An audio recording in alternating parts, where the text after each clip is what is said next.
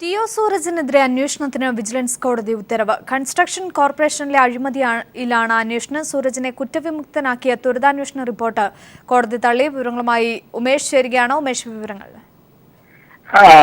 അഞ്ചു Muvattupuzha vigilance കോടതിയാണ് ടി.ഒ. സൂരജിനെതിരെ അന്വേഷണത്തിന് ഉത്തരവിട്ടിരിക്കുന്നത്.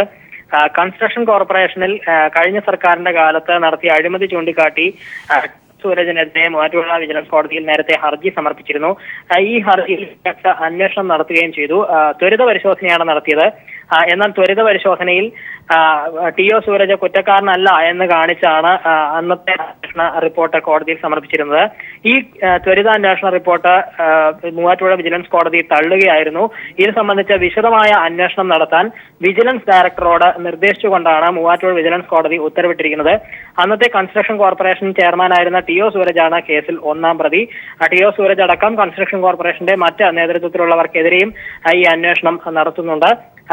ത്വരിതാന്വേഷണ report തള്ളിക്കൊണ്ടാണ് ഇപ്പോൾ ടി.ഒ. സൂരജിനെ എതിരെ വിജിലൻസ് ഡയറക്ടറോട് തന്നെ നേരിട്ട് അന്വേഷണം നടത്താൻ മൂവാറ്റുപുഴ വിജിലൻസ് കോടതി ഉത്തരവിട്ടിരിക്കുന്നത്. അഞ്ജു, ശരി. ടി.ഒ. സൂരജിനെതിരെ അന്വേഷണത്തിന് വിജിലൻസ് കോടതി ഉത്തരവിട്ടിരിക്കുന്നു. ഉമേഷാണ് വിവരങ്ങൾ നൽകിയത്.